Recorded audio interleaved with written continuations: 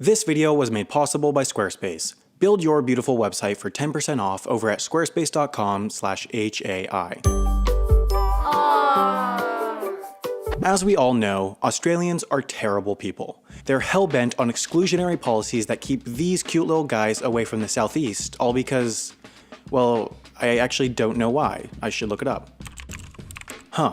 Okay, so as it turns out, dingoes suck and Australians are alright. In summary, these beasts eat sheep and make them deceased, so increased police and this fence keep them from the southeast and help decrease the feast. Capiche? Good. Now to unsummarize. Dingoes are like dogs, but worse. Instead of eating Purina, they'll eat anything. Kangaroo, rats, cows, wallabies, sheep, fish, etc. And that's a problem because farmers like their sheep and cows alive. Dingo attacks on humans, while rare, have also happened. In the most notable case, a 2-month-old baby girl was taken from her tent by dingoes and killed while she and her parents were camping at Ayers Rock. The mother of the girl was tried and convicted for murder and spent more than 3 years in prison before it was proven that the dingoes killed the girl. She was released and given $1.5 million in compensation, which sounds nice, except her legal expenses amounted to over $4 million. So she wasn't happy. But that case really has nothing to do with the building of the dingo fence because this fence was built in the 1800s. What you have to remember about Australia is that almost everyone lives here.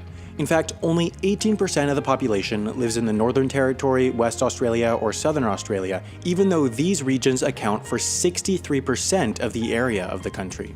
Now, a big reason so much of the population lives in the southeast is because it's the most fertile area, and since sheep eat wheat in the southeast, I'm just kidding, I'm not doing this again. Because this area is more fertile, this region is where most farms are, and as we learned earlier, dingoes plus animals equals just dingoes because they eat everything. And just as an only somewhat related side note, there's a cattle farm in Australia that's larger than the country of Belize. Moving on, in order to separate the fertile populated area of Australia from the dry, deadly animal region of Australia, the government built a 3,488-mile long fence. Now, this fence didn't even start as an anti-dingo fence. It was originally for rabbits. In 1859, 24 rabbits were released into the wild in Australia by Thomas Austin, a guy whose only legacy is doing exactly this. From those 24, the population of these crop-eating demons grew to 600 million, and so the first wave of fence building was all centered around creating rabbit-free areas where settlers could grow food.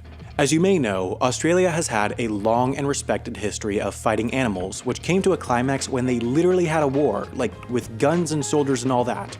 They literally had a war with emus. With the rabbits, although, as it turned out, the fence pretty much sucked at controlling them, something about them being able to jump or something. But as dingoes grew in population and got more destructive, the government decided they needed to protect the farmland and spent millions and millions of dollars to make the fence bigger. Now to address the elephant in the room. I know you're all waiting for a Donald Trump wall joke, and you're not getting it. Now, this fence was built in sections at different times, but by the mid-1900s it was complete, and this fence is immense. It stretches 3,488 miles long. That's longer than 2 football fields, and 6 feet high, and it's continuous. It spans from South Australia all the way to about 100 miles west of Brisbane, and it does a decently good job of keeping the dingoes out. If you overlay the density of dingoes, you can see that they're significantly less common in the southeast, and so the fence sort of works. As crazy of a concept the fence is, it is economically sound. The fence costs about $10 million yearly to maintain, while increased dingo attacks on livestock in the southeast would cost many times more than that.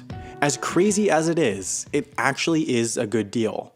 But what's also a good deal is Squarespace. For most businesses, you want people to find you, and the way people find businesses is the same way that you find businesses. You Google them. Whether you run a company, a YouTube channel, a podcast, or anything else, you want your first impression to count, and Squarespace is the expert in exactly that because their customizable templates help you make a website that you can be proud of. Whether it's a dingo fence or a website, when making a decision, you have to figure out if the benefits outweigh the costs, and overwhelmingly, they do with a Squarespace site, especially since you can get started today with 10% off over at squarespace.com/HAI.